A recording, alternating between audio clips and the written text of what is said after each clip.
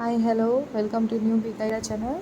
இன்றைக்கி என்ன வீடியோ பார்க்க போகிறோன்னா, பாப்பாவுக்கு ராகி கூழ் ரெடி பண்ணுறேன். அந்த வீடியோ தான் பார்க்க போகிறோம்.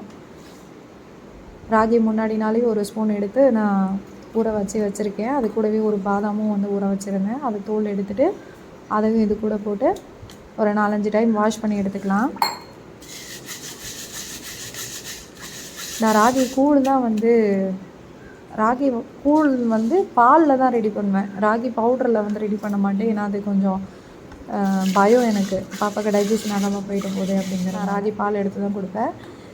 வாஷ் பண்ண ராகியை மிக்சர் ஜாரில் சேர்த்துட்டு கொஞ்சமாக தண்ணி சேர்த்து நம்ம அரைச்சி எடுத்துக்குவோம்.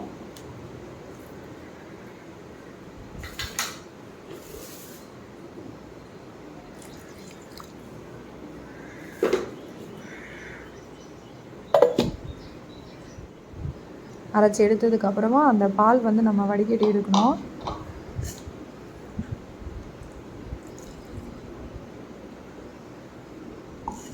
இந்த கூழ் பாப்பாவுக்கு ரொம்பவே பிடிக்கும். அப்படிங்கிறதுனால இதை நான் ஒரு டூ டேஸ்க்கு ஒன்ஸ் நான் செஞ்சு கொடுத்துருவேன். கொஞ்சம் நல்லாவே சாப்பிடுவாங்க. இதை நல்லா சாப்பிடுவாங்க மீன்ஸ் ஒரு 2 ஸ்பூன் எக்ஸ்ட்ரா சாப்பிடுவாங்க. அதுக்காக ஒரு பாத்திரத்தில் லைட்டாக தண்ணி வச்சு ஸ்டவ்வில் கொதிக்க வச்சுருக்கேன். அதுலேயே இந்த பாலை ஆட் பண்ணணும். ஆட் பண்ணி நம்ம கொஞ்சம் திக்காகிற வரைக்கும் குக் பண்ணால் போதும்.